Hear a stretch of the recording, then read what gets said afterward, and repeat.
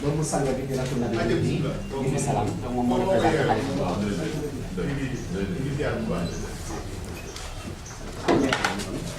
ñu bokk ñu si seytaan def ñetti astafurlah de Fatiha ay ci kursi ñetti gàttal na sa ci Fatiha.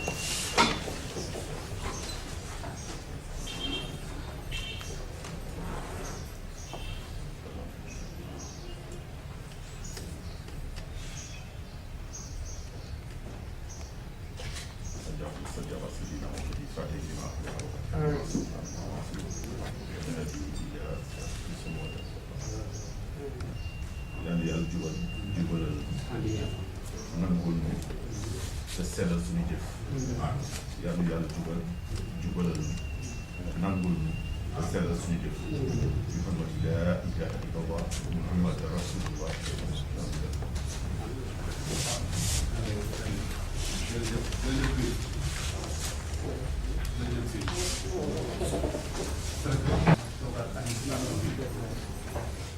ngir waajal ak yéen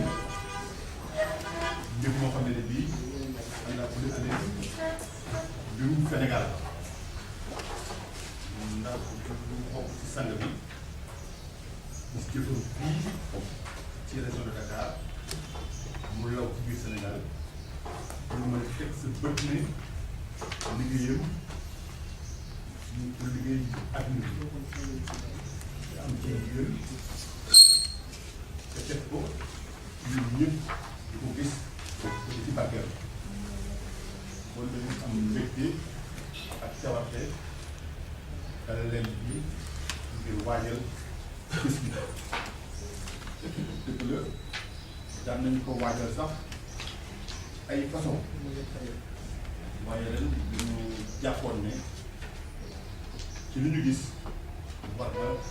ñu gën ko waajal ñu waxtaan ci ak suñu kilifa ministre de l'Intérieur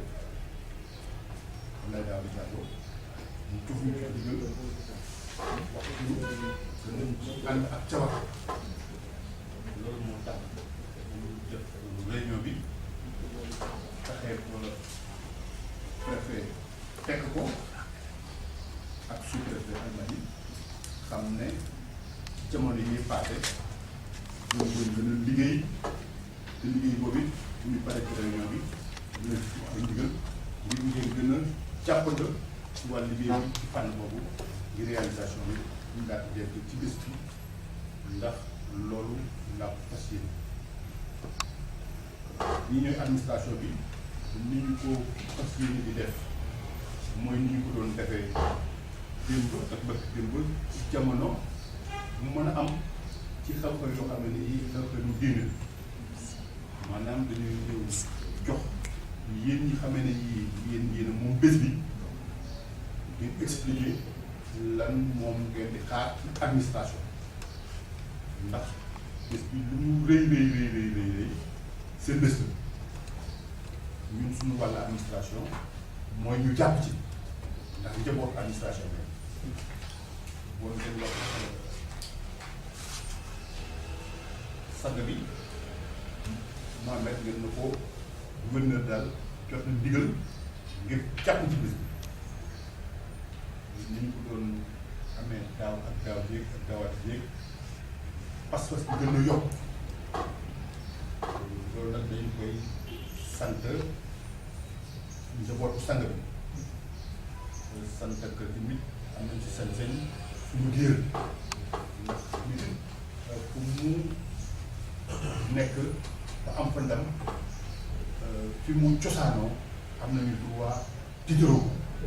loolu dara amu ci kon dañ si am fierté yu ñuy xam ne dañ ko fekke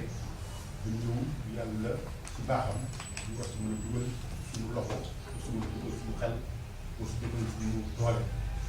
donc vraiment di rafetlu toogaayu maire Ouakam mbir mi mbiram la gisuma ji bi waaye waxoon na leen ne ñu ñëw di leen wax na rek bisimilah ci yàlla mbir mi mu ngi noonu ni nga ko bëggee woon yaakaar naa ne ñu ngi ci yoon bi yal na ñu yàlla leeralal yoon bi rek. waaw mbir bi ñu am suñu mbir kilifa yëpp yàlla yombalal ñu ko rek bii ci dëkk bi njaboot yi gis ne ala kulli alin ñu yaakaaroon ci état def na lu ëpp gën def te yaakaar naa ne su fekkee ne wax dëgg rek la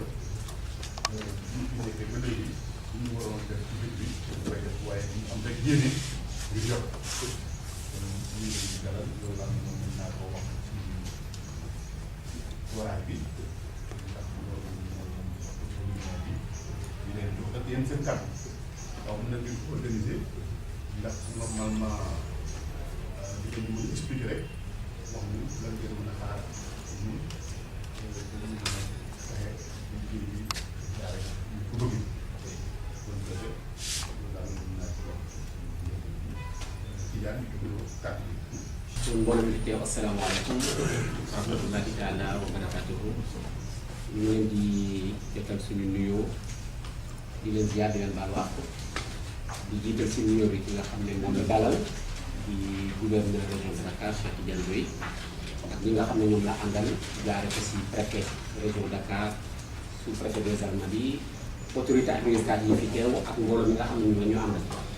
xëj na balaa may tàmbali si wax li nga xam ne moom mooy solo bés bi ak li nga xam ne moom lañ si séntu comme am nañ fi ndaw loo xam ne moom moo représenté xalifa bi di rakkam di Ibou Salam xam naa dañu koy jëkk jox kàddu moom mu jotal nuyoo xalifa bi ak cant ak ngërëm li nga xam ne moom la am su ko defee nag ñu door a ñëw dugg si li nga xam ne mooy liggéey bi maanaam li ñuy séntu par rapport ak CRD bi te amaana bu boobaa nag ñàkkul benn wala ñaar si ñi ñu àndal bu fekkee ne am na lu ñu siy complexe loo xam ne amaana donte fàtte naa ko wala si lu ñu war a gën a insister bu boobaa ñu mën a doxale noonu dellu leen kàddu gi bu defee ñu séntu nga doxale noonu jël daal loolu daal laa ci amoon comme xalaat bu fekkee ne xëy na agréé nañu loolu comme agenda naa su ko defee ñu mën a baax dañuy bàyyi kàddu gi ak Jibril alayhi salaam Gueye nga xam ne doom la si sang bi di rakk également si Mouhamed Nabi bi nga xam ne dañu leen di demoon salaam si onze bi tamit daal di tamaate ñu cëri maxala bismillahi rahmani rahim ñu ngi leen di nuyu ku nekk sa tur ak sa sant ñi fi teew yëpp démembrement administration bi ñu fi oote yi di leen di sant di leen gën seen teewaay kàddu yi du bari kàddu ngërëm la ak cant yu ma xalifa di yónni ci gouverneur naam ni mu ko waxee jotaay bu mel ni bii soog am waaye fas-fasam ak itteem ak yëpp ñu koy gis daawuñu dajee nii naam waaye li ko daan wax yëpp ci mu soñña waa administration bi membre yi nga xam ne démembrement yi nga xam ne ñoo war a saytu bés bi daan na ko def te daan na ko def si anam bu rafet ñu ngi ko si sant di ko gërëm lii nag moom dañuy soog a daje rek waaye liggéey bi tàmbali na ko ay ati at ñu koy sant di gërëm ci loolu xalifa bi nee na mu la ñaan yàlla na yàlla doole dëggal sa taxawaay mu ngi lay ñaan tamit nga jotal nuyu mbooloo bi yëpp si ministre de l'Intérieur moom mu jotale nuyoo bi si suñu kilifa ñun ñëpp muy président Macky Sall ndaxte bu fekkoon woon ne àndul ci lii du mën a ne ñoom ñoo joxe ay directives nangu bés bi jox la ndigal pour nga saytu ko àndoo seet ñun yooyu kàddu yu néew laa doon ñu xalifa bi daal jotal mu ne mu lay sant di gërëm sa taxawaay dina wax ne dëgg la mbir moom sa mbir la ndaxte li ngeen di saytu déchets humains yi bari na lool ñun tamit dañuy gàttal si tawat yi nga xam ne moom la nit andi gaaral leen ko naam bu baree loolu leen ñu si defal tamit ñu sant ko ñu sant leen gërëm leen ndaxte yàlla dogal na si ñun dogal yoo xam ne yar boo xam ne yar nañu ko du ñu xeeb jëf ñun bokkul si ñi xam ne boo leen buñ la gaaralee seen tabax nga def ci tuuti ñu génn ci biti wala si ñi nga xam ne ñooy wesaare xabaar di ñaxtu ñu loolu defal mu néew mu bari ñu sante ko yàlla sant rek waaw ñun noonu la ñu jaree ci loolu la ñu tënk nañu loolu tax na ñuy dellu di feddale suñu couleur ak yow ak ñi nga xam ne tamit ñoom ñoo bootu sa ginnaaw ak say kilifa di leen wax ne daal ñun daal ay jaamu yàlla ay ndaw ay ndaw lan yoo xam ne ndaw askan wi la di seen i taalibe tamit ndaxte yéen ilif waaw seen i taalibe la ndaxte yéen ilif taalibe nag day nangu kilifteef waaw ñun foofu la ñu dëkk taalibe day nangu kilifteef nangu la nag yéene suñu kilifa léegi nag li nga xam ne moo war si bés bi aussi ñu ñëw dina ko gaara di ñaan dëkk yéen dimbali si seen kéemtalaayu kattan loolu defal nag ñu doon wasalaamaaleykum wa rahmatullahi wa taala wa barakatu. xanaa kon ñu jublu si wàllu liggéey bi nga xam ne moom moo ñu dajale nekk événement boo xam ne ñu ngi koy waajal si mois de mars bi ñu toll nii di le 29 mars 2014 événement bi ñu tuddee ko commémoration de la descente spirituelle de Mohamed Gorgui Séni Gueye Khalifatullah fil ard. naa bu jiitu la muy dugg si commémoration bi kon naa dina baax ñu fàttalinte wala xamal ñi nga xam ne amaana xëj na dese nañu miin ki di sang bi moo doon kan ak lan mooy liggéey sang bi nekkoon na jaamu yàlla boo xam ne oote na mission le 6 mars 1977 mooy bés bi mu jëkk jàkkaarloo ak askan bi jàkkaarloo ak jaan yi jàkkaarloo ak àdduna yëpp wax leen moom mooy kan te si na la ko tënk mooy suñu boroom fal na ma may ndawam si kaw suuf suñu boroom fal na ma may xalifatullaahi fil ardi loolu mooy déclaration bi nga xam ne moom la def le 6 mars 1977 mais lu jiitu déclaration boobu ñu xam ne sang bi doomu aadama la woon ni ñun boo xam ne jaaroon si jàng yi nga xam ne jàng nañ si moo xam alxuraan la wala moo xam daloon si ñuy tuddee école française c'était un comptable de profession boo xam ne liggéeyam poste bi mu mujjee occupé moom moo nekkoon ki nga xam ne moo doon le comptable payeur de la mosquée de Touba moom mooy ki nga xam ne mooy yor liggéey bi ba bi liggéey bi jeexee mu jël caabi yi dégg jébbal ko ki nga xam ne moo doon Serigne Fall yàlla yàlla yokk leeram jamono bi nga xamee ne nag nekk na si liggéey boobu nee na jot na ndigal si boroomam mu wax ko ne ko dama bëgg nga bàyyi liggéey bi ngay liggéey dem toog xaar ma mu jël wax boobu téye jël liggéey boobu itam bàyyi ko dem toog xaar boobu waxtaan na si nag ak ñi mu war a waxtaan ka sa jiitu di soxnaam toogaay boobu nag si gàttal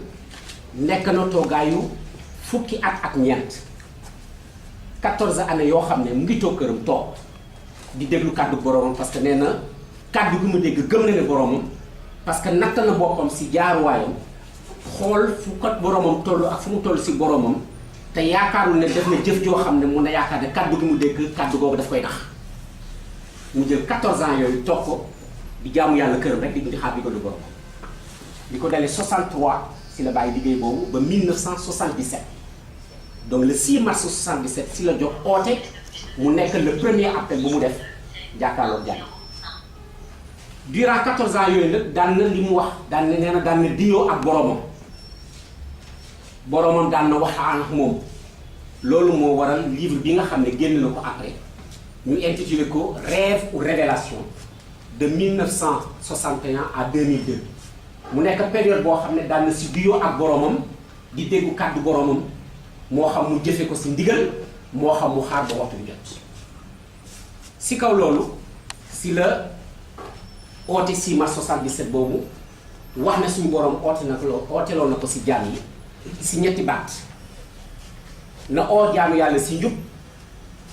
na oo jaamu yàlla yi si ragal yàlla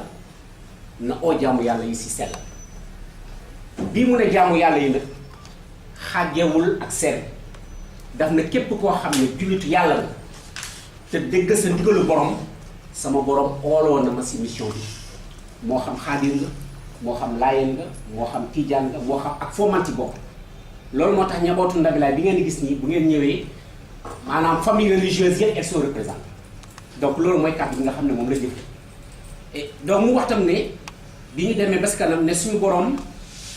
tabaxloo na ko benn juma tey juma jooju mooy li nga xam ne mooy mandargal union musulmane Nabi Yàlla mooy mosquée bi ñuy tuddee la mosquée de la divinité nekk sur la corniche de Ouakam si juma jooju am na lu mu ci waxoon ngeen baal ma rek ma fàttali li nga xam ne mooy kàddu sang balaa ñëw si mu wax ne le Seigneur m'a vivement recommandé la construction d'une mosquée conforme à la révélation qui m'a été faite avec force détail. Quand l'heure de son édification sonnera, si je suis encore en vie par la grâce de Dieu, je m'investirai entièrement pour la réalisation de ce projet grandiose. Par contre, si je ne suis plus de ce monde, retenez que c'est un ordre divin et attelez-vous à l'exécution de cette tâche cardinale. loolu mooy li nga xam ne moom la waxoon bi ñu laata tàmbali jumaa ji suñu borom nag si mbaaxam dogal na mu fekkee jumaa jooju bañ koy taxawal ba keroog bañ koy inauguré travaux yi ñu ngi ko tàmbali woon au mois de mai 92 mu inauguré ko le 1er octobre 97 donc jumaa jooju liggéey bi duré na juróomi at ak juróomi weer yoo xam ne liggéey bi mu sa taxaw si jamono boobu nag amuñu si woon ndimbalu gouvernement amuñu si woon ndimbalu bailleur de fonds jaamu yàlla yu am seen volonté ak seen yéene rek ñoo doon jël dërëm bu ñu am dugal si ba jumaa jooju taxaw donc loolu mooy mandarga bi nga xam ne sur le plan physique bàyyi na ko fi mais mandarga bi ëpp solo mooy liggéey bi mu liggéey si jaamu yàlla si kaw baatu oo naa leen si kàttanu si ndigalu sama borom si njub si ragal yàlla ak sell donc loolu mooy si gàttal li nga xam ne moo doon mission wu sang bi si li nga xam ne moom la liggéey ma fàttali itam ñaari éléments yoo xam ne wax na ko si benn déclaration boo xam ne def na ko en 1988 sang bi wax ne ma mission est noble parce qu'elle consiste à faire de vous des hommes de valeur spirituelle et morale capables de servir fidèlement, justement et honnêtement dans la voie du progrès. Elle est noble puisqu'elle a le but de faire renaître l'amour, le bonheur et la prospérité, facteurs d'équilibre et de paix. Le travail et la discipline demeurent le fondement du développement de l'homme et de la nature. te tey bu ñu xoolee jamono bi ni nga xam ne noonu la bindoo ak événement yi nga xam ne ñoo siy xew mu ngi wane ne doomu aadama bi am na taxawaay bu mu war a taxaw digganteem ak boromam jubboo bu mu war a ñaan digganteem ak boromam bu fekkee ne bëgg na jàmm jooju sax li ñu tuddee jàmmi xel jàmmi xol jàmmi yaram jàmm si réew mi. et dernière déclaration bi may fàttali mu wax ne pour fàttali wax donc mission bi moom si bopp mu wax le 3 janvier 88 mu ne je le jure. L'homme attendu à la fin des temps, c'est moi. Quel que soit le titre que vous voudriez bien m'attribuer, sachez que je suis le Messie qui est là. Donc loolu moo doon si gàttal li nga xam ne mooy maanaam dundu sang bi œuvre am ak lii mu wax ne moom la jëlee si boromam subhanahu wa taala tey nag ñu nekk nag jublu si maanaam commémorer li nga xam ne mooy 19e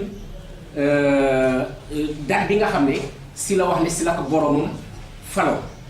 jox ko cëru xalifatulaay fil ardi boobu loolu mooy li nga xam ne moom moo waral donc mu nekk événement boo xam ne fukki at ak juróom-ñeent si ren ñu ngi koy mandargal fàttali nañ ko sànq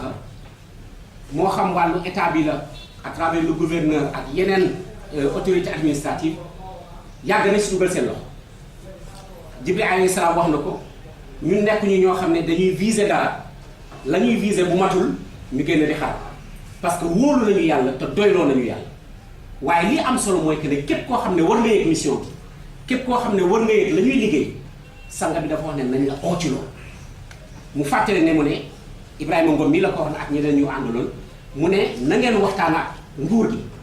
que nañu participer physiquement financièrement si samay événement ngoon ñun ñi nga xam ne ñun la fi bàyyi tey du yoon événement am ñu du mooy la nguur gi donc loolu mooy li nga xam ne moo waral suñu teewaay tey si gàttal. alors am nañu nag des différentes commissions yi nga xam ne ñoom ñooy saytu bés bi parce que bés bi programme bi ni mu commencé mooy que ni si suba gi jàkk ak jumaa yi jàkka yi nga xam ne ñoo nekk Wakam yëpp li ko dalee 9 si suba jàkk ju nekk dinañ fa jàngal kaamilu alquran 11h ñu daje fële nga xam ne mooy mosquée de la divinité jàng fa kaamil boo xam ne maanaam ñi nga xam ne ñooy jëkkee si bitim réew yeneen gox-goxaat yi dinañu mën a teewee kaamil boobu sanga bi amax ñoom communication bu gàtt su ko defee nag ñu door a yéeg si kaw dëkk bi dem foofu la ñuy dalal gan yi restauré leen foofu ba 4h ñu dem fa nga xam ne mooy place Baye pour waxtaan ak si li nga xam ne mooy dunduk sanga bi parce que mission bi weesuwul fàttali sanga bi ak wax la nga xam ne moom la jëflanteel si diggante ak boromam ak li nga xam ne moom la séntu si jàng liggéey boobu nag def nañ ko loolu moo tax ma yónnee gouverneur ak ñi mu àndal un document PowerPoint boo xam ne résumé na un peu li nga xam ne moom la ñuy séntu parce que am nañu différentes commissions yoo xam ne moom la ñu taxawal commission bi si bëgg dëkk mooy commission sécurité parce que gëm nañu te yaakaar nañu ne fépp foo xam ne ay doomu aadama ñu ngi fay daje ñu di fa séntu lim bu takku kaaraange dafa nekk loo xam ne lu fa am solo parce que ñi nga xam ne yaa leen di invité ñu ñëw bu weesoo dalal bi nga leen war a dalal war nga investir si seen kaaraange ba nga xam ne mun nañu ñëw si jàmm toog si jàmm dellu si jàmm donc loolu moo tax ñuy interpeller ñi nga xam ne ñooy autorités yi su ko defee ñu mettre ñu à disposition suffisamment d'éléments de sécurité loolu moo tax ñu ñaan fii ne li ñuy séntu mooy bu ñu mënee am lu demee ni ki benn escadron de gendarmerie ak lim bi ñu mu mën ci toll parce que gis nañu si événement yi passé comme lim bi day gën a takku jot nañ fii seen wala gis ay facteurs yoo xam ne nekkul woon lu rafet par rapport ak gan yi ñu doon séntu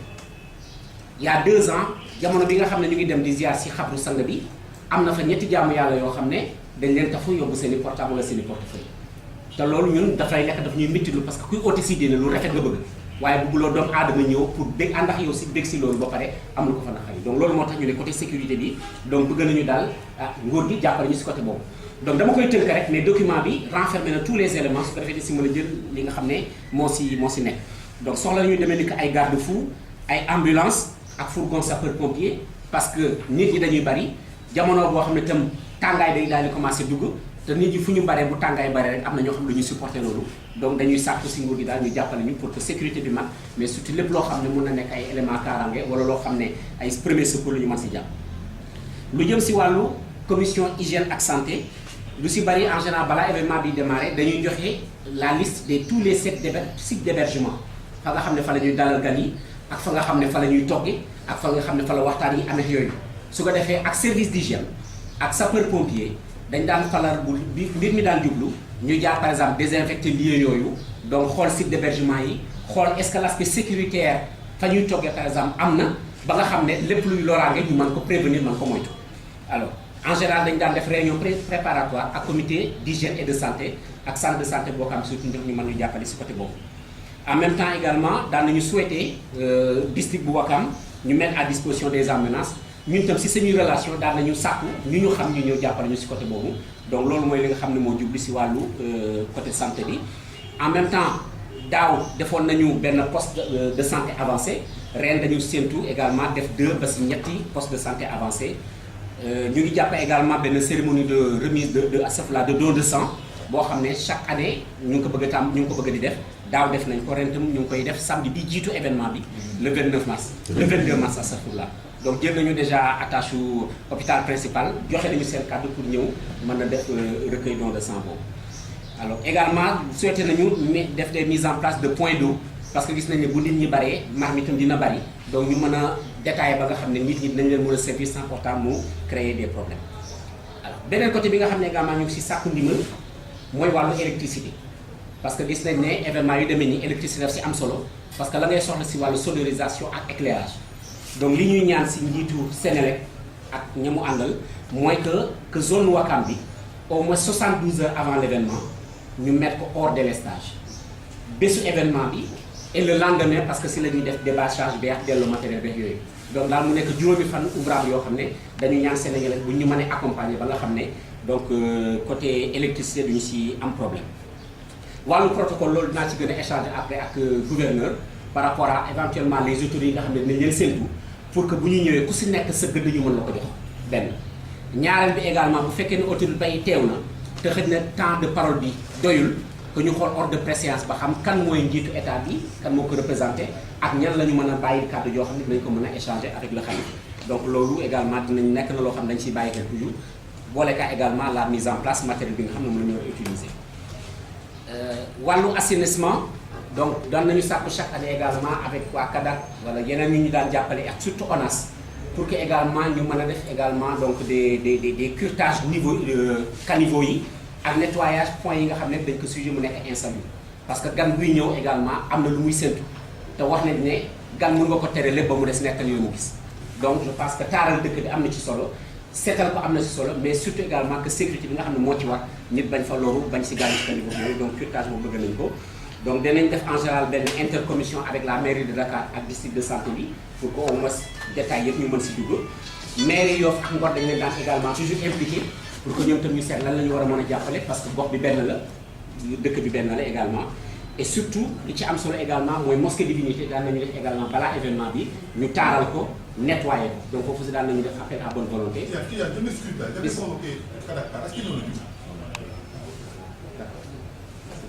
donc su ko defee donc ñu mën a taaral jumaa ji mën ko nettoyer parce que dañu fay ñëw di julli itam su ko defee ñu mën a nekk dans des conditions de dévotion yoo xam ne dañ ci mën a gis daal ak fépp foo xam ne rek donc site d'hébergement la ñu mën koo nettoyer.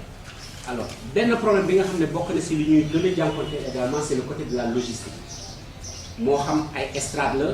moo xam ay chaise la moo xam leneen ak leneen ren si suñuy besoin exprimer nañu bu ñu mënee mettre à disposition 1000 chaises VIP ak environ 5000 chaises ordinaires parce que gis nañu chaque année nombre bi ni muy dem place su bayee tey xat na xataay boo xam ne dinañu tànt ba jël tali ba si boppu jumaa ji pour ñi nga xam ne miin nañu waxtaan ak année bi nga xam ne moo jëm ba booru kër colonel Assane Gueye mais ni nga xam ne moom la ñu organisé woo ba mën a couvrir événement bi dinaa si ñëw si wàllu presse dina tax nit ki foo mën ci toll foo mën ci toog di nga mën a suivre l'événement sans pourtant moom mu am lu la déranger donc loolu soxla nañ si wàllu logistique. alors place su bayee également tey dafa nekk place boo xam ne nivelé tul parce que activités yi fay am ak yeneen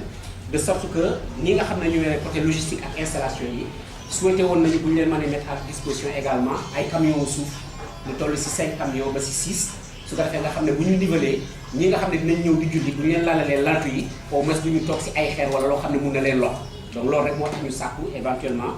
mettre camion sable yooyu pour mën ko mettre à disposition. alors dinañu soxla également des tentes ñu woowee tente 56 parce que comme dañuy déployer donc des points d'eau ak surtout également les postes de santé avancés nga xam ne donc éventuellement en cas de malaise ak yooyu dinañu mën a évacuer rapidement les gens jël leen en charge en termes de premiers soins et bu laajee évacuation les ambulances qui sont là bu ñu ko déployer dinañ leen mën a jàppale si côté boobu daal. alors côté restauration ak hébergement itam mooy avant dernier point bi may jël mooy que ne gis nañ itam gan yi ñu gën a bari. ñun événement bi ñu ngi góorgóorlu suñu bi jëlal suñu bopp en charge lépp lu ñu mën mais comme on dit lu benn man ñaar ko dàqal lu ñaar mën fukk ko dàqal donc ñu ngi seetlu également si autorité ak nguur gi lépp lu ñu mën a jàppale moo xam si wàllu denrée alimentaire la moo xam si wàllu ndox la wala ak lu mën ci doon ñun amuñu montant bu ñuy fixé mais lu ñu jox ñu doyloo ko si ndimbalu yàlla donc daal c'est juste un appel qu'on fait aux autorités pour que wàllu restauration hébergement que gan yi nga xam ne ñoom la ñuy séntu su ko defee ñu mën a nekk dans de bonnes conditions. alors mu des maintenant le côté presse communication bi nga xam ne tey nekk na un facteur majeur si diffusion bi nga xam ne mooy mission sang bi foofu tam damay fàttali dafa am benn jamono waa BBC ñëwoon fa interview sang bi ku doon ko laaj si wàllu mission am doxalinam ak yooyu et benn si question yi ñu ko posé moo ne waa sang bi yow da nga wax ne yàlla daf la ooteloo si humanité bi yëpp votre mission est universelle or yow yaa ngi Sénégal yaa ngi Wakam pratiquement génnuloo fi mais nan nga mën a yaakaar ne sa mission boobu dina wasaari si àdduna pour seule réponse mu leen jox daf leen à travers tous les médias donc tey xam nañu solo bi nga xam ne média am na ko si mbir mi loolu moo tax ñun tey si événement bi wax naa sànq ne fu ñu toog mun nga suivre événement bi parce que dañuy déployer des écrans géants ak des écrans donc LCD yoo xam ne ki foo mënta toog di nga mën a suivre l'événement sans pour autant accéder directement au lieu ça c'est un élément. Deuxième élément bi également l'équipe de sonorisation bi ñuy accompagner tey dañuy def un système de câblage qui permet à ce que au moins ñu mën a am une diffusion instantanée sur internet parce qu'il y a des gens qui sont dans la diaspora qui également chaque année nous demandent à vivre l'événement avec nous. Donc foofu li nga xam ne moom lañ fay ñaan bu fekkee ne représentant Sonatel nekk na fi c'est la mise à disposition d'une ligne spécialisée nga xam ne dañu permettre que ñu mën a jël les dispositions pour que cette couverture-là soit faite. À défaut de la ligne spécialisée au moins ñu am benn ligne boo xam ne avec un débit minimum de 10 mégas nga xam ne au moins li ñu soxla si wàllu couverture dinañ ko am mais daal ligne spécialisée bi mooy li nga xam ne xalaat nañ ne moom mooy war a doy pour kii bi. Alors wàllu presse également chaque année dinañu jël envoyer des lettres et des demandes de couverture à tous les organes de presse de ce pays là. tàmbali nañ ko également loolu te bu si autorité yi mën a jàpp gën leen ñaar pour que ñu taxaw si événement bi avant pendant et après. bu ñu waxee avant pendant et après mooy que ne am na ñoo xam ne tey amaana amuñu accessibilité trop si déglu rajo à certaines heures amaana xëy na bu ñuy déglu wàllu journal la ñuy déglu wala yeneen kii donc dañuy ñaan à ce que certaines facilitations ñu am ko su ko defee avant événement bi ñu mën a yëgal askan bi la nga xam ne moom la ñu waajal le 29 mars. donc bu weesoo loolu nag dernier point bi rek mooy que ne avec l'accord du gouverneur ñu mën a mettre en place un comité de suivi et d'évaluation. nga xam ne dinañu mën a saytu la nga xam ne moom la ñu waxtaane fii échanger ko la ñu jot comme directive war ko mën a exécuter et surtout bu ñu génnee ci événement bi ñu mën a def une évaluation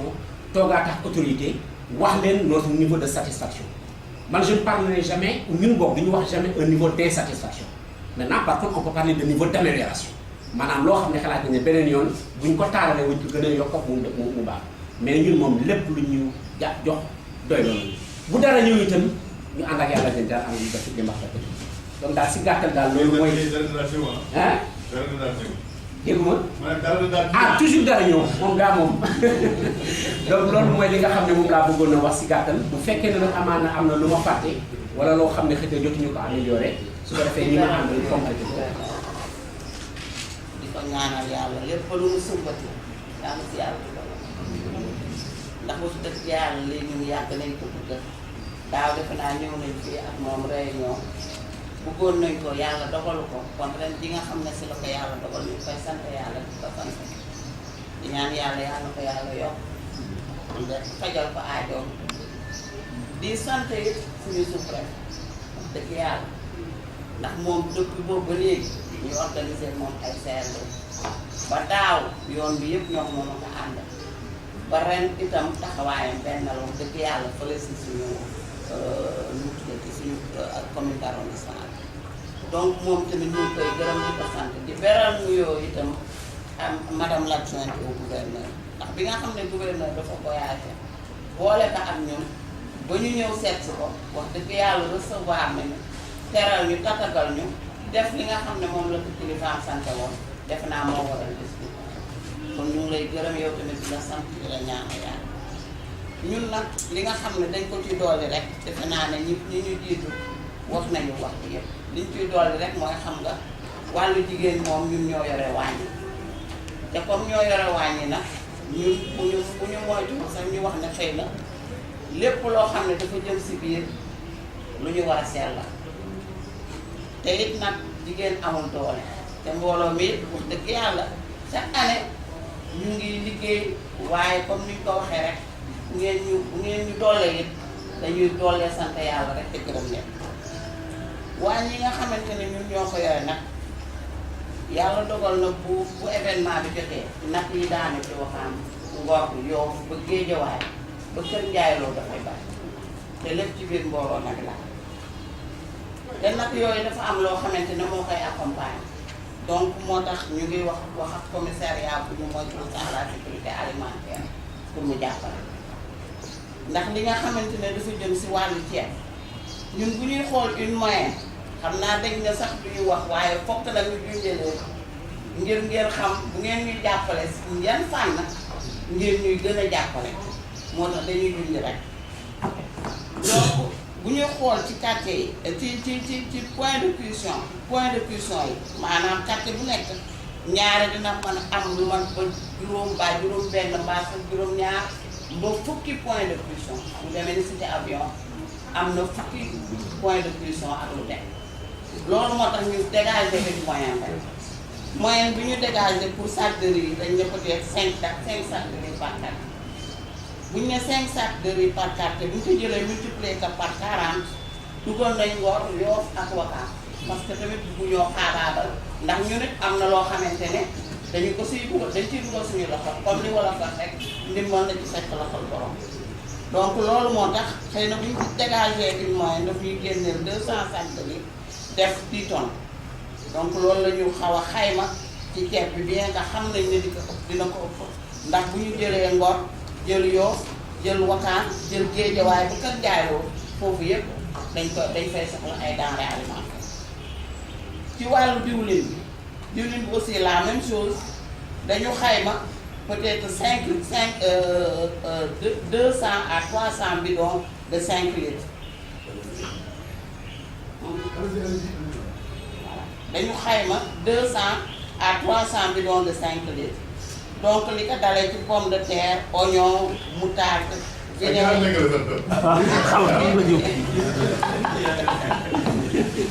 jigéen ñi ñooy nekk ci waañ ñooy togg ñoo xam li ñu soxla ci biir waañ te dañoo dajee ba carte démb yóbbante ñu ñun seen carte retraité ñoo nañu bind leen lii bu ngeen demee ca CRD ba ngeen waxal ñu ko donc li ko dalee ci oignon moutarde vinaigre yooyu yëpp itam bu dëgg yàlla lu ngeen ñu ci dimbalee ci ay saak xeeb nañ ko ndax ñun ñu ngi xayma ay 200 ci 300 c'est sûr que dinañu ko dépasser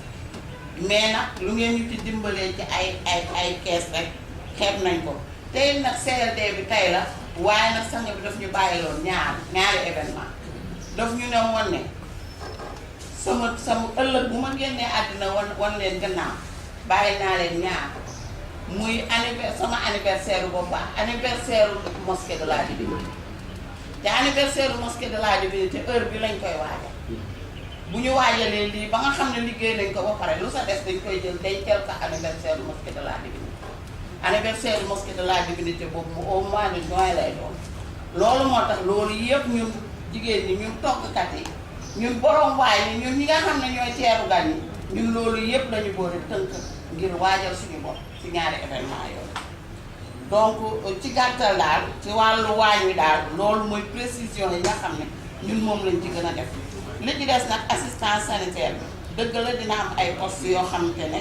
dañ ko fa teg pour peut-être wàllu santé waaye ñun li ñu gënaloon ñu am benn peut-être véhicule médicalisé boo xam ne su mënee di wër point de pression bi parce que dañ ko fay soxla li ci des matériel asepsie bi am na ay kii yoo xam ne daan nañu ko jox ay comprimés yoo xam ne daan nañu ko jox pour que peut-être ñu mën a eau bi ñu mën ko rendre potable ak yeneen yi nga xamante ne moo aajo ci matériel asepsie bi ñun daal loolu dëgg yàlla soxla nañ ko su ngeen ñu ko mënee jàppaleel dina baax ci bés wasalaam. jërëjëf ma sànni ci ñaari kàddu xam naa du bëri kon mbooloo mi ñu ngi leen nuyu kenn ku si nekk si ñoom ak santam di leen ziara di leen baalu àq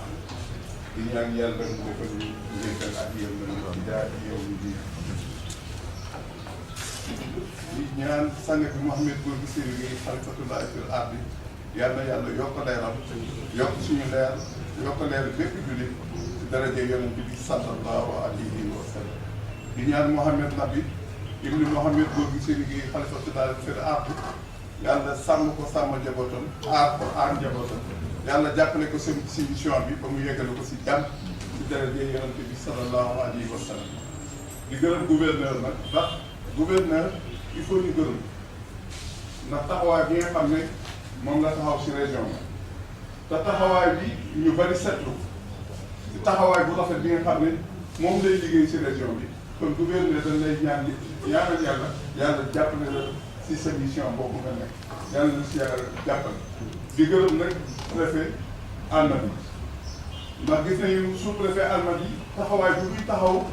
si diwaanu Almadies yëpp gis nañu nu mu taxawee ñu ko si sant la di ko si gërëm di ko si ñaanal yàlla bu baax a baax a baax di leen fàttali rek wa zakkir fa inna zikraa tanfa'ul mu'miniin ndax sànq ji daf ñu wax ne ñetti baax la ñu wax daf ñu il faut ñu jub il faut ñu ragal yàlla il faut ñu sell mu ne bu leen tooñ kenn si doom bu leen tooñ kenn si alalam bu leen toon kenn si jabar ñoo leen ñu ànd ñu ñëpp bokk jaamu yàlla li yàlla tere ñu bàyyi ko li yàlla santaane ñu def ko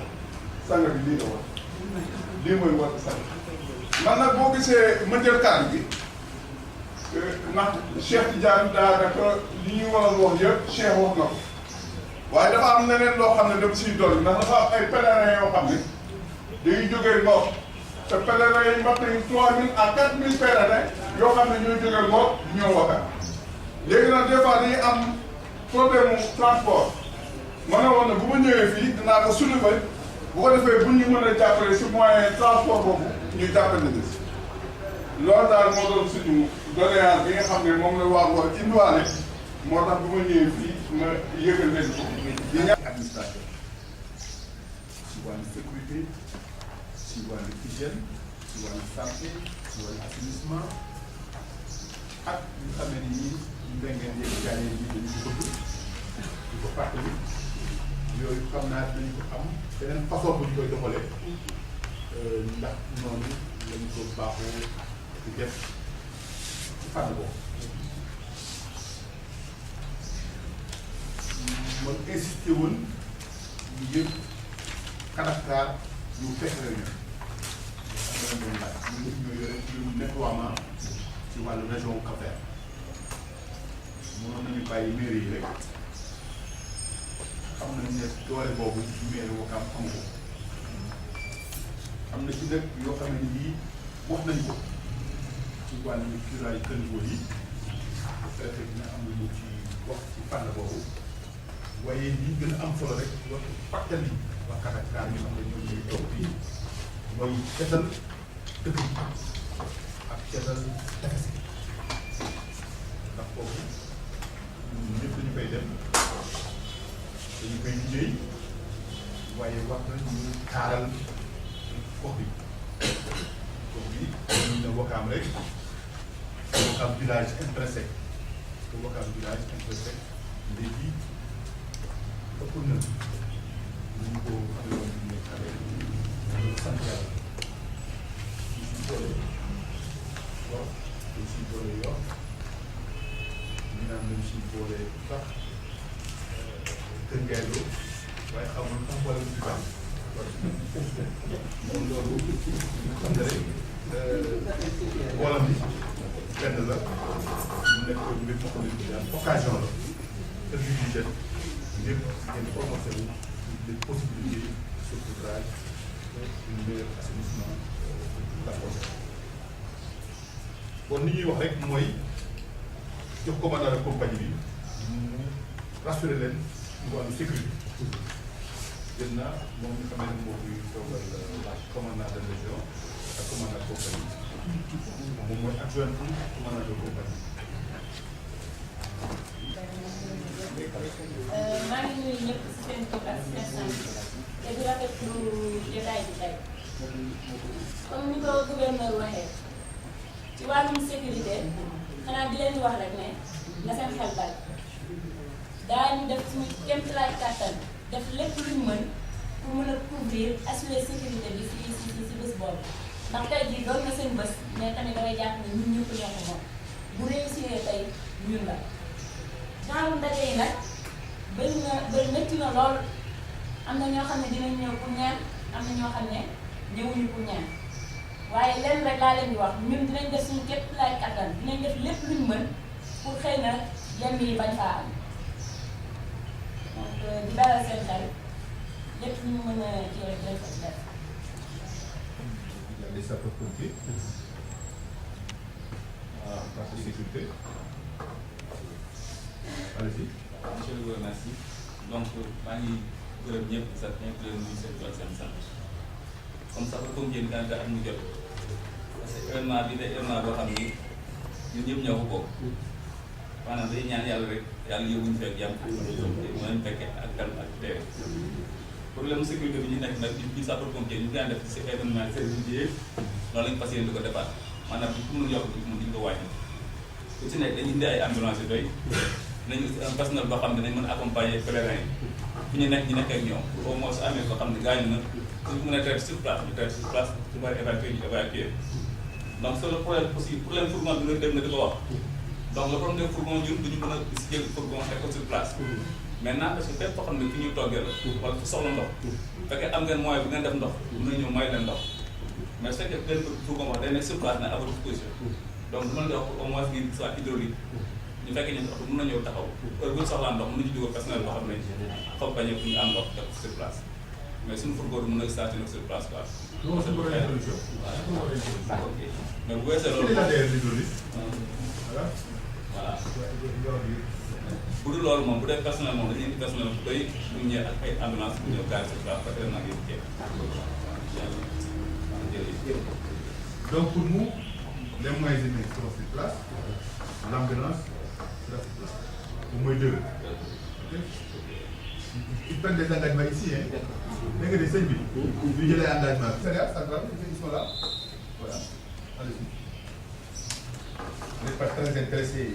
de la localisation, mais du point de vue de des routes qui mènent vers là-bas.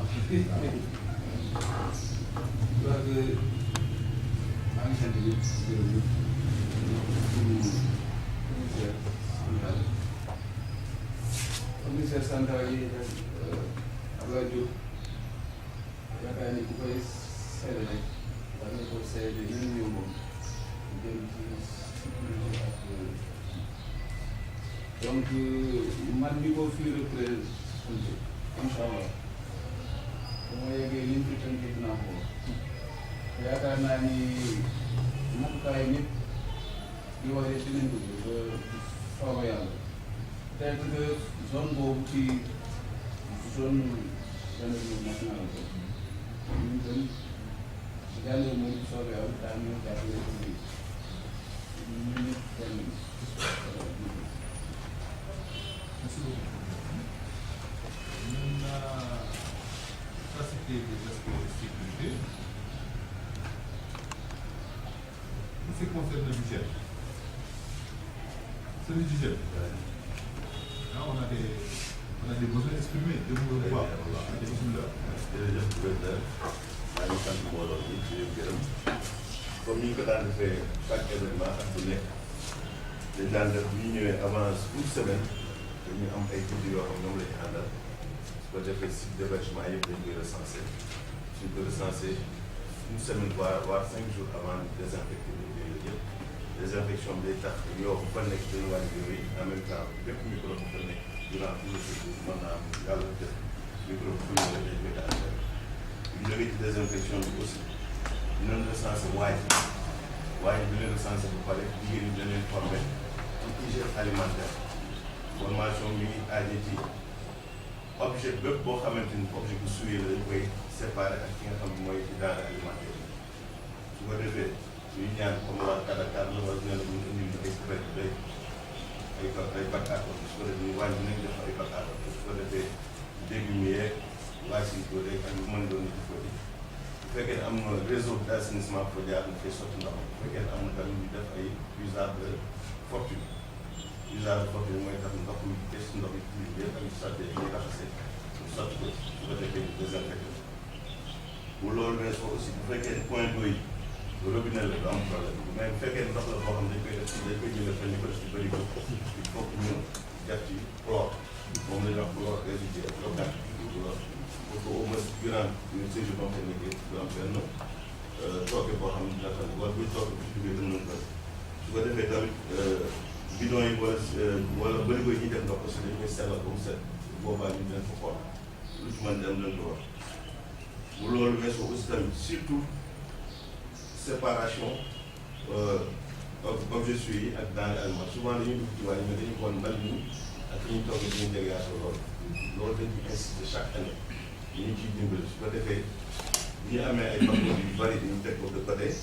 lépp loo xam ne nañ ko ci wàññi loo xam ne duñ ko jëfandikoo ñu def ko ci bac bu fekkee ndox mu sell la bu fekkee réseau am na fi ñu def bu fekkee réseau am fi ñu desal leen ay kàmb yoo xam ne ci dañu mën a sotti ndox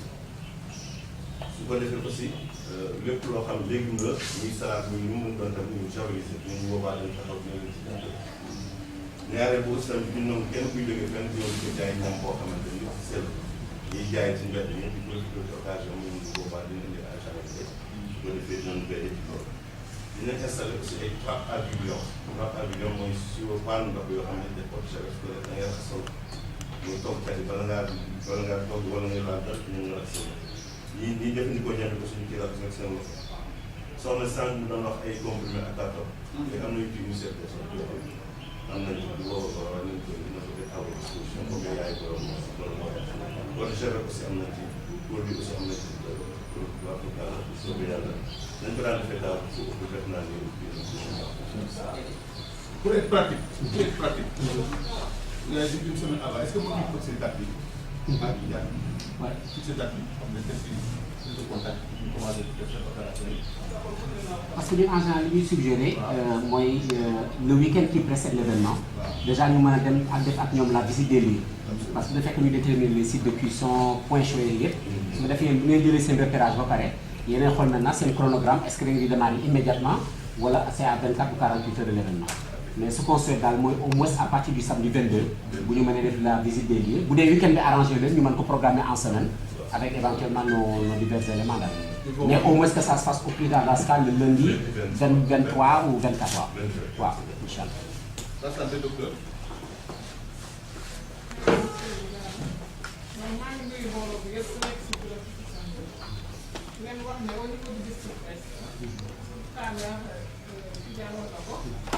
le district ouest nous sommes le centre de référence au niveau de Philippe Senghor mais ñu doon wax waxtaan bi pour ñoo ko bokk daa mel moom technique parce que la superficie en fait c'est 32 kilomètres carrés donc au niveau du district on a l'habitude de gérer certains événements religieux notamment l'appel des Layènes. Je pense qu'à votre niveau, il y a une commission santé. Donc, il faudra... le représentant est là, moom mooy Mamadou Gueye. Jogal ma xamee la voilà. Donc, on va prendre le contact pour pouvoir se réunir après et pouvoir organiser tout ça. Parce qu'il ne faudrait pas aussi que les gens se dispersent. Tout à fait. Parce que c'est très sensible le domaine de la santé. Bien sûr. Et là, je ne sais pas si la Croix-Rouge est représentée. Non, la Croix-Rouge est l'idée.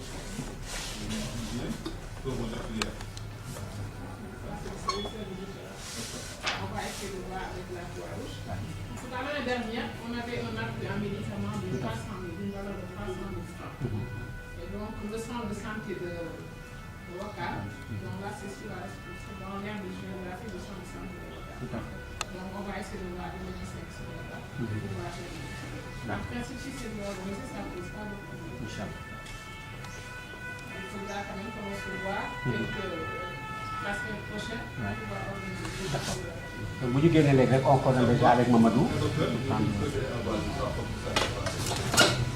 on peut voir. Est-ce qu'il y a des talibés qui exercent dans le domaine médical? Oui, Mamadou Gueye. ak kii Aïta Ngom qui exerce dans le domaine médical. Oui, il y en a. Présentez-vous Mamadou comme ça ñu xam yaay kan. Salaamaaleykum mbooloo mi. maa ngi tudd Mamadou Moustapha Gueye, je suis infirmier de bloc à l'hôpital militaire de Ouakam. Je suis infirmier militaire.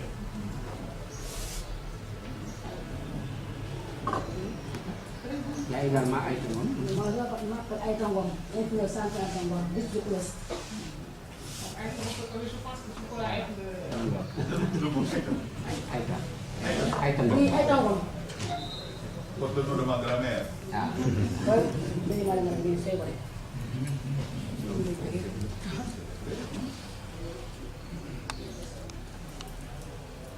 Avec vos permissions, tant que vous m'avez évoqué l'aspect hygiène santé, il y a un élément quand même assez important boo xam ne xëy na cité ma ko de façon nominative. C'est la mise à disposition de toilettes publiques. Parce que comme nit ñi dañuy bari. daa ma ah. waaw noté naa ko mais comme dama ko cité wul. C'est juste pour ñu fàttali ko au cas où peut-être y a des. D'accord, c'est parfait, c'est parfait. Ak surtout également ONAS pour le curage des caniveaux ak kii nu mu tuddati vidange. waaw fosse septique yi daal. Non, non, on a dit ils vont en parler. Est-ce que ONAS ñu ngi fi. Ils sont là. Ah d'accord. D'accord. Oui, allez-y. Merci gouverneur. ñu ngi nuyu teew yëpp di leen ziar. wax ni ONAS comme d'habitude depuis quelques années on travaille avec vous. di leen di accompagner dans le cadre de la VIA. te ñu ngi ko daan defee at yu weesu rek moom lañu fas yéene defee waat ko ak ren bi. wàññi du yokk bu soobee yàlla du wàññeeku incha allah ñu daan doxale mooy commission bi souvent bi ñu moo ko daan suivre ak jël contact ak commission bi ñu désigner ñu point parce que ay force yooyu ñu war a vidanger désigner ñu force yi ñu war a vidanger mettre à la disposition ay camions pendant 4 jours pour faire la vidange. Ren, on a retenu de mettre à la disposition 2 camions pendant 4 jours pour la vidange des fosses.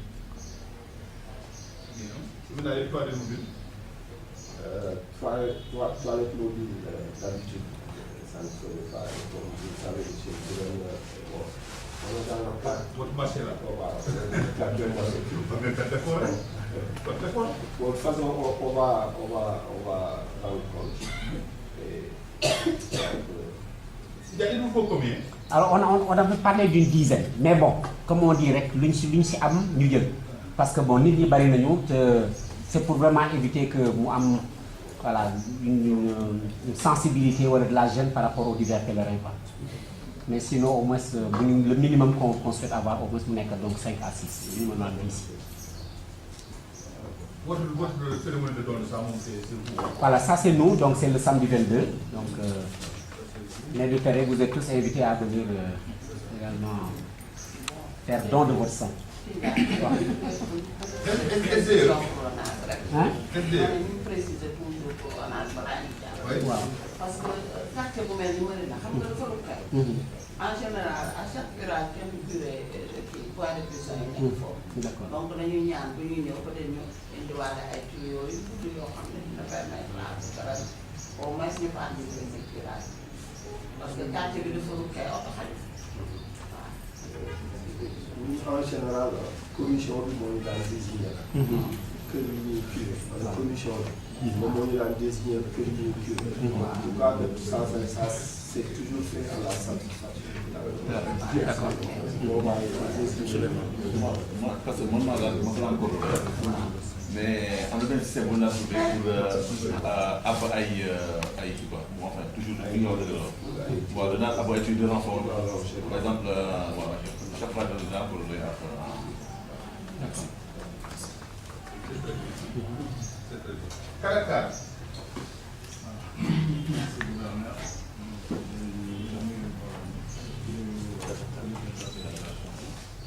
Donc, di wax ni événement bi Dakar ñu jël disposition ñu war a jël en rapport ak monsieur le préfet ak comité d'organisation ak sous-préfet pour xool naka la ñuy def pour que avant bala ñuy tàmbali ñu xool combien de jours la ñuy jël pour def xool def en état des lieux pour xool lu fa nekk ñaata temps la ñuy jëlal pour mën ko nettoyer xool aussi disposition yi jël est-ce que dañuy def ay wax est-ce que dañuy fay teg ay poubelles wala bàyyi dañ koy bàyyi xam nga yoo xam ni ça dépend quand que bañ bu fees ay gën a loolu lépp il faut ñu def une pour ñu mën a rapport ak la responsabilité pour que ñu mën a organiser mobiliser si lu mu gën a teel na moo gën pour ñu bañ ko mu jege mais ñu teel ko def pour ñu mën a évaluer xam temps bu mu war a jël ak disposition yi mu war a jël en tout cas yi mu war a jël pour accompagner leen wala ñuy commencé gis bi ak bu weesoo aussi pour que ñu aussi biir foofu ñu utiliser ñu calculé état bu mu mel il faut mu am coordination wanage aussi bu fekkee am ay virage yu animaux évacuation aussi faut aussi assurer ko pour éviter des ménages des produits virage yi day demoo yëpp si wax ma ñu def voilà globalement mais daal yaakaar naa ne gisee fi mu nekk pour que mu mën a am une bonne coordination pour ñu def état des lieux xool dafa nekk évaluer ko mën a accompagner maintenant dañ bëgg loo bëgg ñu def suñu Oui. jël numéro téléphone bu ko def. Oui, allez-y. D'accord, s'il vous plaît.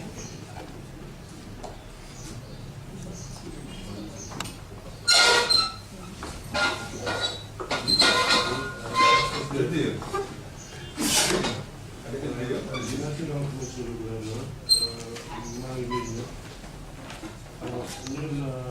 SDE,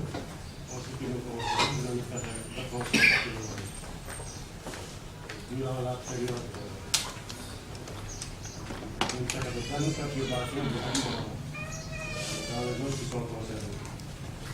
Maintenant, tout à l'heure aussi, j'ai entendu parler de point d'eau. Donc, je voulais un peu préciser aussi que point d'eau en général, c'était un poste dévolu à l'hydraulique. Mais su fekkee ne aussi beneen déclin ngeen si am aussi que ce soit un peu plus clair. mais Tidiane kooku est-ce que mën ngeen expliquer. Alors en fait ce qu'on a les points d'eau en fait ñaari facteur la bu njëkk bi mooy en général ñun daan nañu jënd wala ñu solliciter ñu dimbale ñu par exemple ay bouteilles yu ndox wala sachet c'est-à-dire que c'est pour avoir un point central boo xam ne dina jege pèlerin yi ba nga xam ne la distribution peut être facilitée. À défaut de loolu ñu xool ban possibilité la ñu amaat parce que léeg-léeg seen manifestation yi danañ si par exemple ay syndicat ndox la ñuy teg nit ñi di tibb ay pot di jàllale. Or ñun deux aspects moo tax ñu dàq loolu benn c'est l'aspect d'abord hygiène et surtout également l'aspect confort et sécurité parce que mun nga jàllale ndox tuur ko si kaw nit.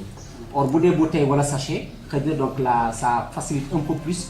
la distribution loolu mooy ci côté événement fi la ñu nekk. Mais beneen bi mooy li suñu mbokk sapeur-pompier wax sànq avec votre permission tant que bi may évoquer l'aspect hygiène santé il y a un élément quand même assez important boo xam ne xëy na cité ma ko de façon nominative c'est la mise à disposition de toilettes publiques parce que comme nit ñi dañuy bari ah waaw noté naa ko mais comme dama ko cité wul c'est juste pour ñu fàttali ko au cas où peut-être y a des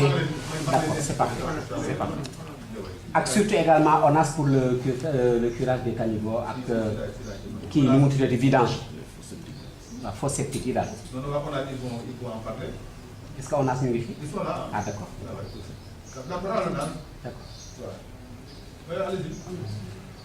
merci gouverneur ñu ngi teew yëpp di leen ziar wax ni ONAS comme d'habitude depuis quelques années on travaille avec vous ñu leen di accompagner dans le cadre de la ziar te ñu ko daan defee at yu weesu rek moom lañu fas yéene defee waat ko ak ren bi wàññee bu yokk bu soobee yàlla du wàññee incha allah ñu daan doxale mooy commission bi suñu bi ñu moo ko daan suivre ak jël contact ak commission bi ñu désigner ñu point parce que ay force yooyu ñu war a vidanger désigner ñu force yi ñu war a vidanger ñu mettre à la disposition ay camions pendant 4 jours pour faire la vidange ren on a retenu de mettre à la disposition 2 camions pendant 4 jours pour la vidange des fosses. Vous n'avez pas de mobile? Toilette mobile, d'habitude,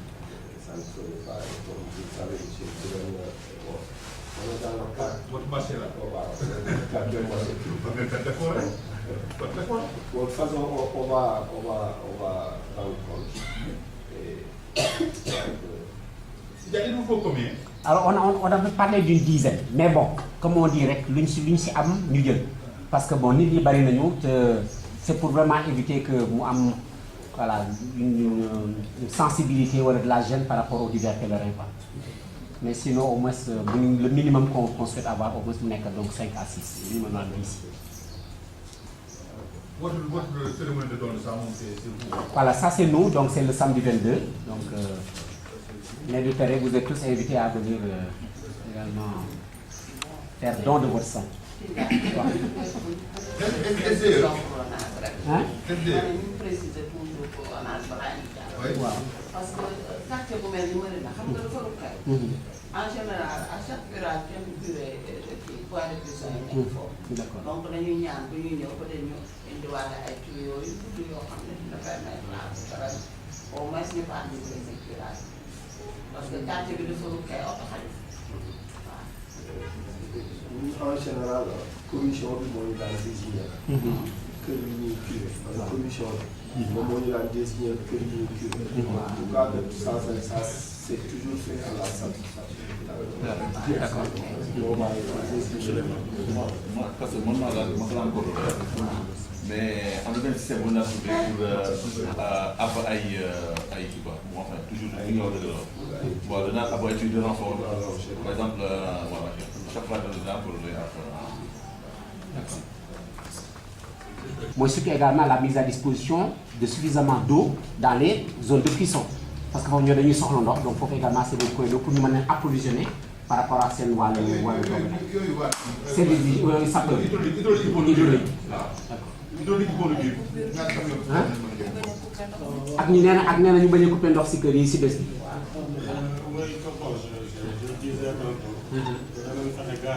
Inch'Allah.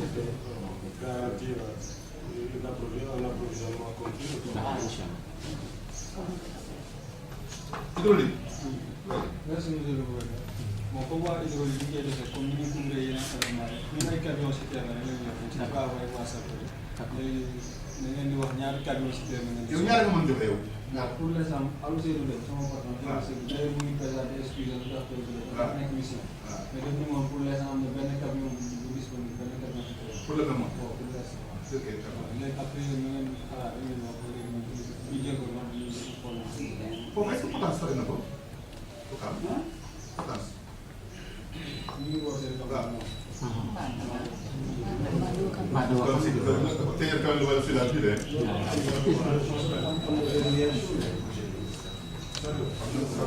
parce que am na bu nekk mbànn ba am na bu nekk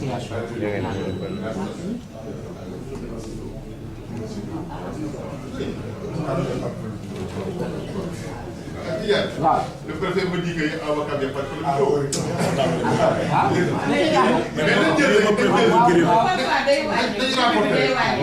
il a donné l'assurance que du wàcc. dañu rapporté rek amul benn problème amul benn problème. D'accord, c'est bon. Merci beaucoup.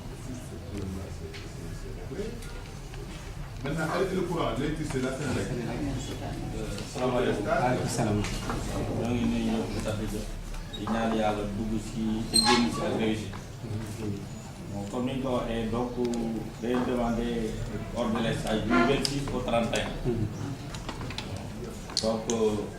kooku dinañ fexe ba kii alimenté Wakam yëpp ñu mettre ko ordre de l'estage.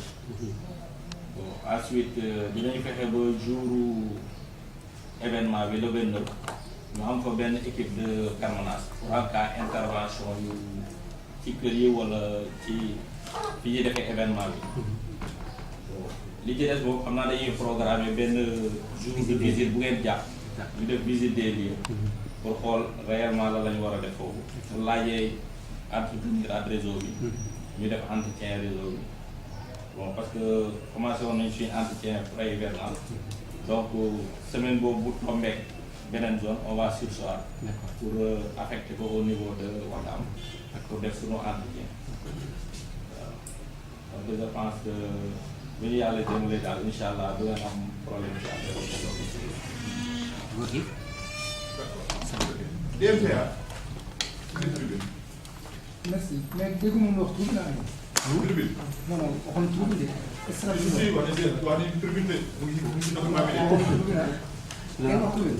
estrade la ñu waaye mais bu tribune amee itam salaam est-ce que ça vaut le coup c'est pas la peine voilà parce que foofu en général estrade la ñuy def parce que fa la ñuy mettre à disposition gan yi ak yi waaw. naa ko mais c'est que ay chaise VIP ñu am. waaw chaise VIP moom amul fenn. am na fu mu am mais gouverneur am na fu mu am waaye yow jox ñu fi mu am génne ñu ko génne ñu fi mu am après ñu wax si waaw après. waaw mais lu ngeen am baax na waaw lu ñu am rek baax na ñu kay ñu demandé rek. ñaari estrade dimension estrade yi mën nañu am une idée.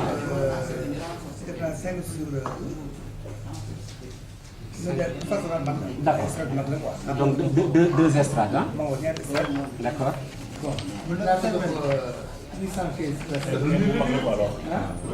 dama jël engagement. bu ma jëloo engagement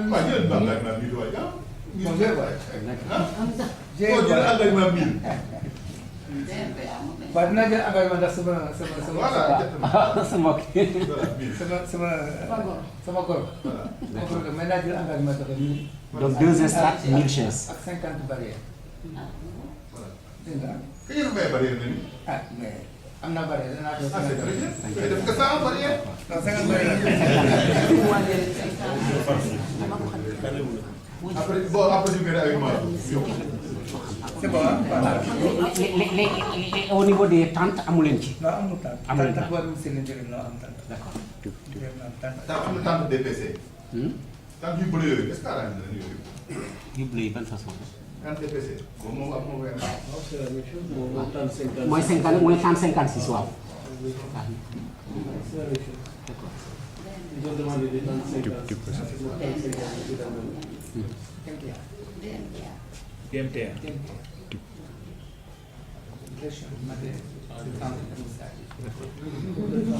Donc on résume deux estrades, 1000 chaises ak 50 barrières ah. Hein? D'accord. su bëgg ñëwee si réew mi ko bu baax bu wér bu yàqu. waaw incha allah. Est-ce que am ngeen ay tubes?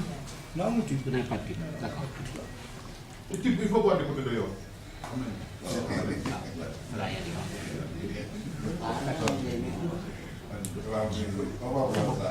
D'accord. D'accord. Mais nag à terme. waaw. avec la permission de monsieur le. oui. à terme affaire bi jël na ampleur boo xam ne. il faut que organisation bi ngeen jënd seen tube moo amoon ko sa bopp. incha allah incha allah. yàlla na ko yàlla. amiin amiin amiin. c'est très clair. ku ñëw xëy na ku ñëwul ñu toppatoo seen bopp. c'est vrai mais dinañ ñëw incha allah. incha allah. j'en profite aussi benn. parler de la Sénélec là. waaw Amady c'est ça. vraiment on a parlé dessus mais Amady il faut le vraiment remercier parce que Ouakam mën naa wax ne ci partie zone Almadies c'est le gars Amady Diop là. Vraiment parce que il faut on est dans une île. dañu nekk ci île daal. Donc vraiment il y a toujours des problèmes mais à la lu mu la wax daal jàpp. Amady Diop bu Sénégal. Merci Amady. C'est comme ça qu'on peut travailler. Voilà. Man moom jëlee lay à ça quoi, Inch'Allah. D'accord. C'est très très bien. Nous avons des problèmes à Dakar. Moi, quand il y a le niveau, nous avons demandé à la donc ça c'est réglé. Le nettoyage c'est réglé. Il y a un moment qui est là, côté presse communication, ça c'est vous, hein. Ça c'est assez privé. Ouais, c'est nous, c'est privé. Alors, ça a été en fait à ce niveau-là, ça tu le fais bien. C'est que nous, côté Bobo, on a. Tu le fais bien. Maintenant, il y a des camions de sable. Waaw wax nañu wàllu suuf si sànq parce que dañ si déggul tontu rek mais. kii am na ay mbir yu ma bind fii aspect logistique camion sable de mer yi. waaw. Parce que foofu c'est plus pour un souci donc d'équilibrage du sol foofu ak surtout waxtu julli pèlerin bu ñu toogee daal ñu bañ a toog si xeer yi daal parce que dafa xaw a difficile tuuti le sol est très très très caillouteux. Ok, d'accord, le préfet va s'en charger. Bah, merci bien, merci monsieur le préfet. Préfet de toppatoo. sa jigéen bi nee na nag déggugul nga wax si affaire mbengeen yi ak ndoyeen. ah non non boobu xam nga boobu du ci wax fii. voilà mu ngoog. du ci wax fii dañ koy jéem a xool rek nan lañ koy toppatooyee. waaye man nag li ma mën a toppatoo mooy ceeb nag. non yooyu moom mënu ma ko toppatoo mënu ma toppatoo ay pomme de terre. mënu ma toppatoo ay moutarde. non non non yooyu moom en général kenn du ko kenn du ko wax yeneen façon yu koy dégg nga mën a toppatoo yaakaar naa la mais daaw sax toppatoo naa ceeb non. waaw daaw ak daaw jéeg daawaat jéeg yëpp kay. waaw na yokk rek incha allah. mais monsieur le gouverneur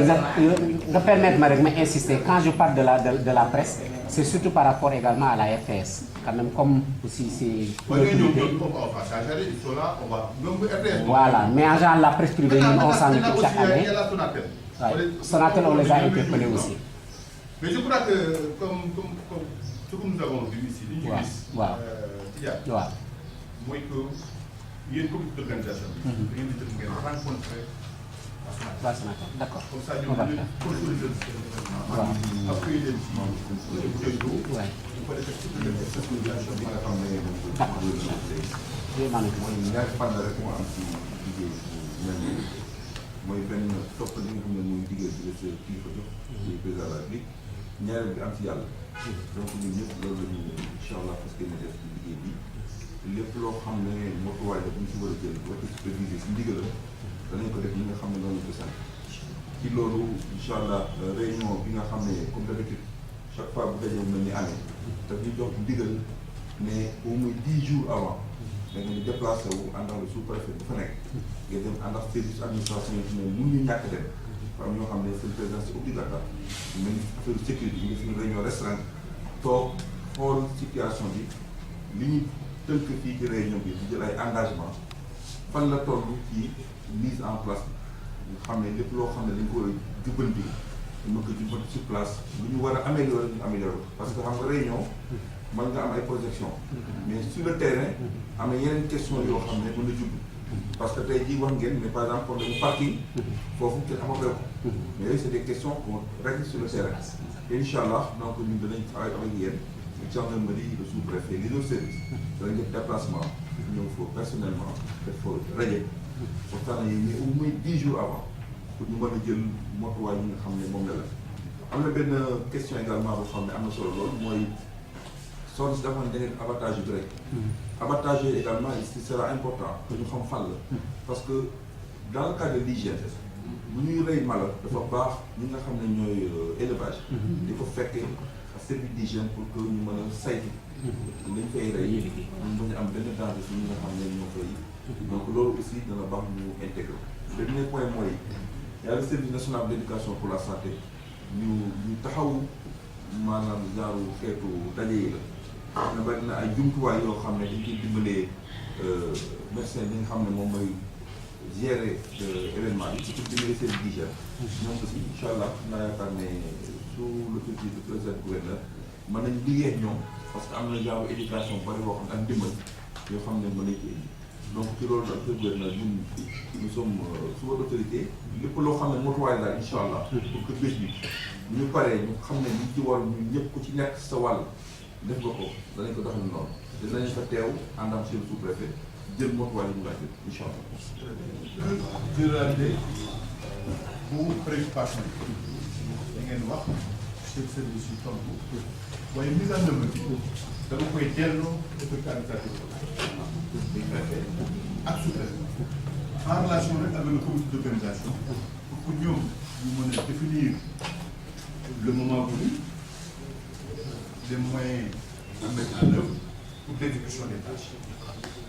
Donc, il n'y a pas de problème de calendrier, un problème de chronogramme. Mais il faut que nous puissions voir qui nous peut devenir. Qui est une durée pour faire la grande orientation, tout ce qui dit que fait, ce que j'ai fait devant vous, pour que vous preniez en charge cette considération-là en relation avec le préfet et l'autorité administrative locale concernée. Donc, sur ce plan-là, je crois qu'il n'y a pas de problème. À charge pour vous et pour les autres de m'alerter au besoin pour que je remette en place le dispositif qui a été introduit. Man damay nekk benn situation boo xamee ne bii boo jaaxle rek moom nga gis ne y a des retards un peu am ay quelques angoisses je dirais pas inquiétude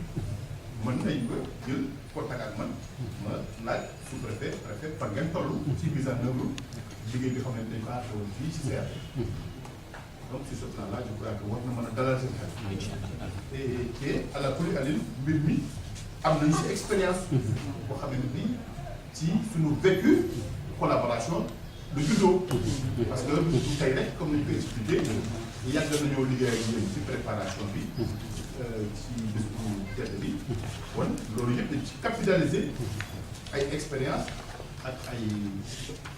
façon de faire yoo xam ne yii à la poli aline dañu war a améliorer te ci cadre amélioration boobu dañu war a inscrire sax tenue CRD kon dañuy leen di doole di leen sant di leen féliciter ndax ni ngeen ko organiser nii yombal nañu suñu liggéey. ça veut dire que comité d'organisation bi en relation ak commission bi foofu au niveau de Ouakam tënk nañu di xam ne ni yaakaar nañ ne bu ñu ko leen ci jàppale rek à la poli aline bu ñu ko yeggee mbir mi taaw mbir bu baax ci ñu ko yaakaar kon li ñuy def rek mooy soññuwaat force de sécurité yi soññuwaat chef de service yi ngir engagement yi xam ne ni jël nañ ko fii respecté ko sax au-delà de nos attentes. Je crois que loolu lu am solo loolu ndaxte àla kulli àlin bés bii le 29 suñu bés la bésu Cap-Vert la bésu président la ndax maa ngi koy wax si njëlbeen bi ministre de l'Intérieur Abdoulaye Daouda Diallo soññ na ma jox ma ci ay ndigal ba ma ko rendre compte lépp dama bëgg convoqué réunion CRD ma ci jox ndigal bu pare encouragé si jox ma ci ay orientation kon ngeen xam ne daal seen mbir mi mbirum président la kon àlla fi am lu ci nekk suñu wàll rek dinañ ci def lu ëpp suñu yaakaar ndax loolu ñu wax ci biir activité parce que li ci bokkee am nañu sañ-sañ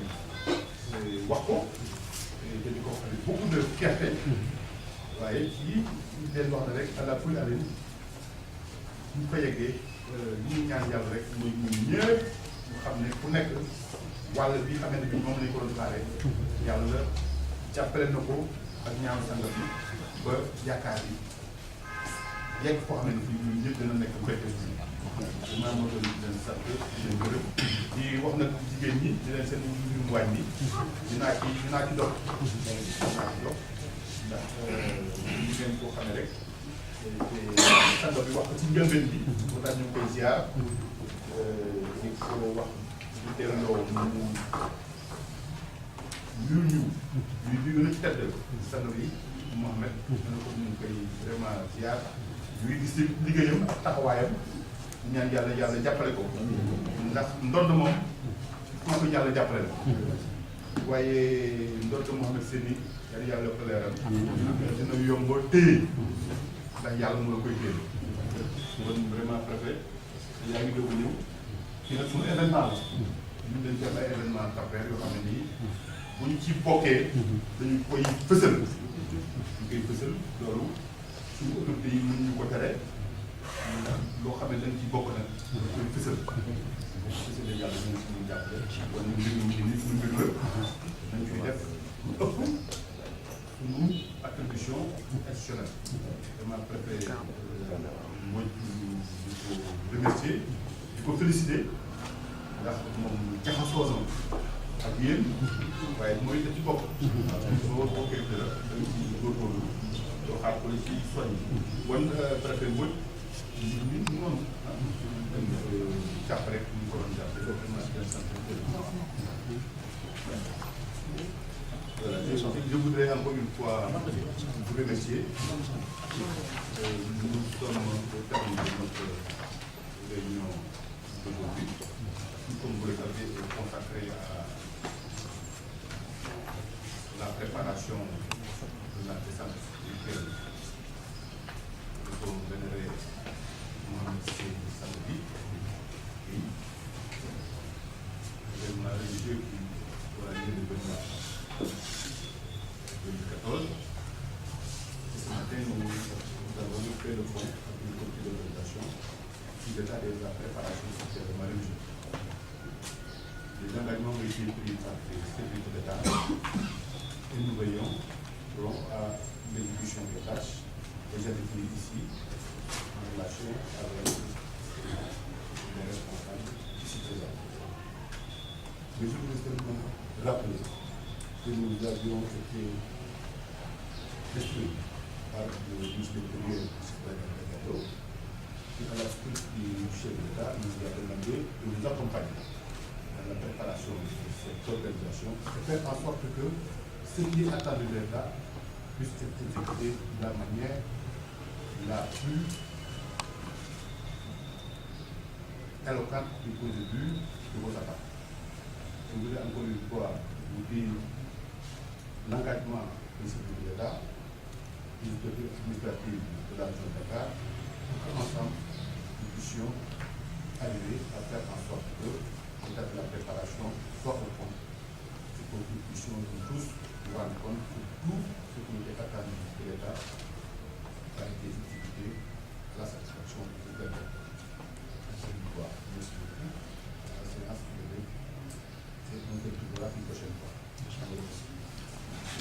ngeen baal ñu rek comme tàmmoon nañu également bu ñuy tàmbali def ñaan kon tam balaa ñuy tàggu te ñu def ñaan bu rafet surtout yéen ñi nga xam ne ne fi teewal góor bi vraiment yàlla gën leen jàppale seen liggéey ñu gën a rafetlu itam encore une fois teewaay bi ak li fi jot a dégg dal na suñu xel waaw donc à ce moment daal ñu yàlla rek ñaan yàlla yóbbu ñu si bés yi ak jàmm te lépp lañ koy waajal daal yàlla bàkkeel ko ba ku si nekk la nga xam ne moom lañ la dénk wala moom la ñu seet si yow yàlla yóbbal la léegi daal et donc dégg nga xam ne maanaam sax may sa lay noonu may ñaan ñu ñëwee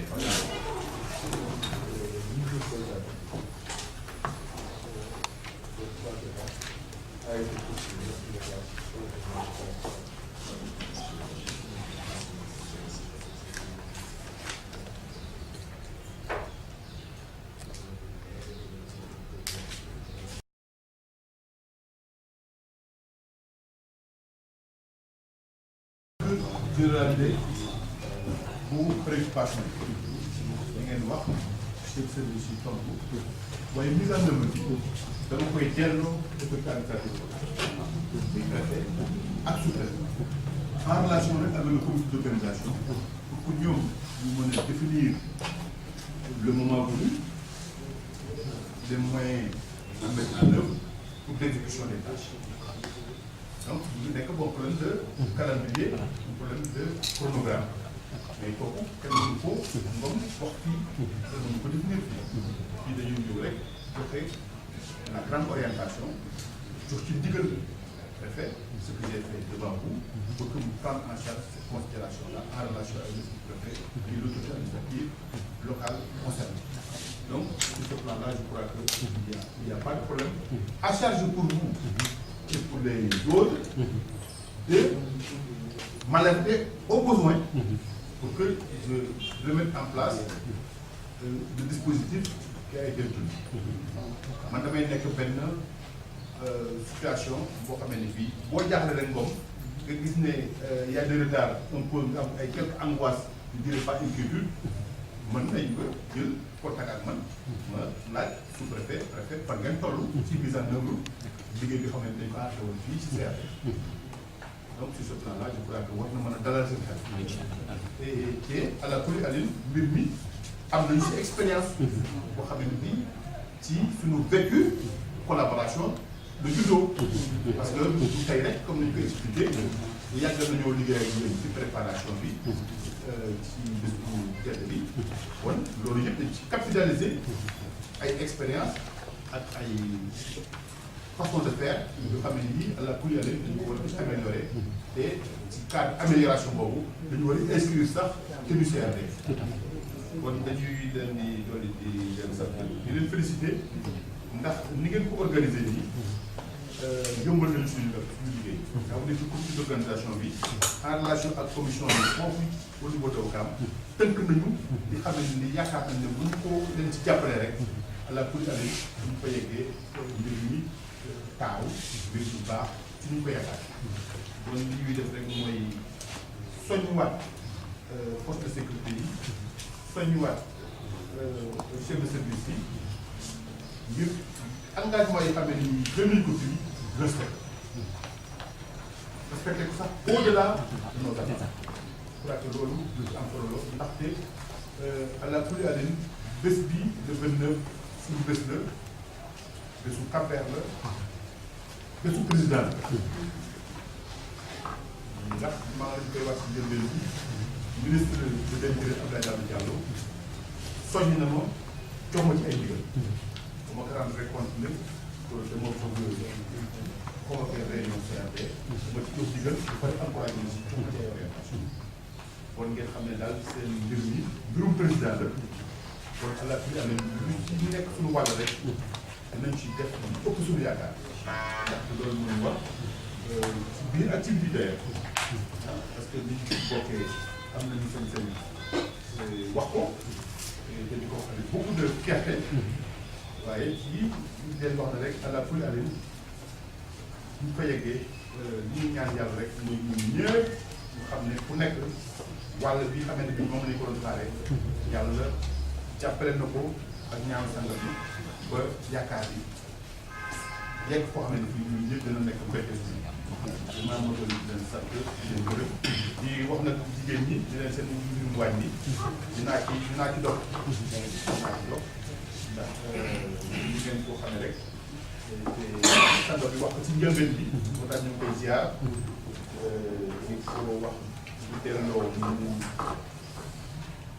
ñu bi gën a tedd sang bi Mouhamed dana ko ñu ngi koy vraiment ziar ñuy gis ci liggéeyam ak taxawaayam ñaan yàlla jàppale ko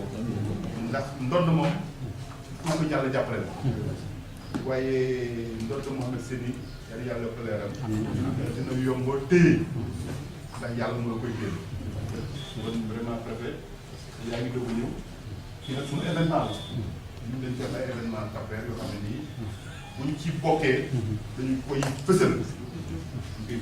loolu suñu autorité yi mën ñu ko tere loo xam ne dañ ci bokk nag dañ koy fësal yàlla ñu suñu jàppale kon ñu mbir mi ni suñu mbir la nañ koy def lu ëpp suñu attribution institutionnelle vraiment préfet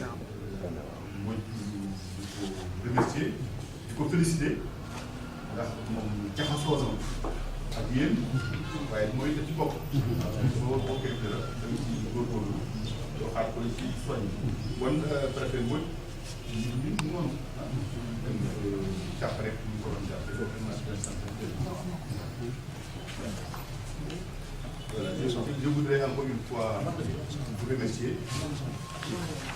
Nous sommes au terme de notre réunion d'aujourd'hui. Comme vous le savez, consacrée à la préparation de la descente spirituelle de son vénéré Mouhamed Seyni samedi. Événement religieux qui doit lieu le 2014. Ce matin, nous avons fait le point avec une comité d'organisation sur l'état de la préparation de cet événement religieux. Les engagements ont été pris par les services de l'État et nous veillons à l'exécution des tâches déjà définies ici en relation avec les responsables ici présents. Mais je voudrais seulement rappeler que nous avions été instruits par le ministre de l'Intérieur, qui à la suite du chef de l'État nous a demandé de nous accompagner dans la préparation de cette organisation et faire en sorte que ce qui est attendu de l'État puisse être exécuté de la manière la plus éloquente du point de vue de vos attaques. Je voudrais encore une fois vous dire l'engagement du chef de l'État, du secrétaire administratif de la région de Dakar, pour qu'ensemble nous puissions arriver à faire en sorte que l'état de la préparation soit au fond. C'est pour que nous puissions nous tous nous rendre compte que tout ce qui nous est attendu de l'État a été exécuté à la satisfaction de l'État. C'est une fois. Merci beaucoup. La séance est levée. C'est un peu plus grave une prochaine fois. ngeen baal ñu rek comme tàmmoon nañu également bu ñuy tàmbali def ñaan kon tam balaa ñuy tàmbali te muy def ñaan bu defee surtout yéen ñi nga xam ne fi teewal góor gi vraiment yàlla gën leen jàppale seen liggéey ñu gën a rafetlu itam encore une fois teewaay bi ak li fi jot a dégg dalal suñu xel waaw donc à ce moment daal ñu ñaan ñu yàlla rek ñaan yàlla yóbbu ñu si bés yi ak jàmm te lépp lañ koy waajal daal yàlla bàkkeel ko ba ku si nekk la nga xam ne moom lañ la dénk wala mu la ñu seet si yow yàlla yóbbal la jóge daal donc dégg nga xam ne maanaam may sa looy man may ñaan ñu yéene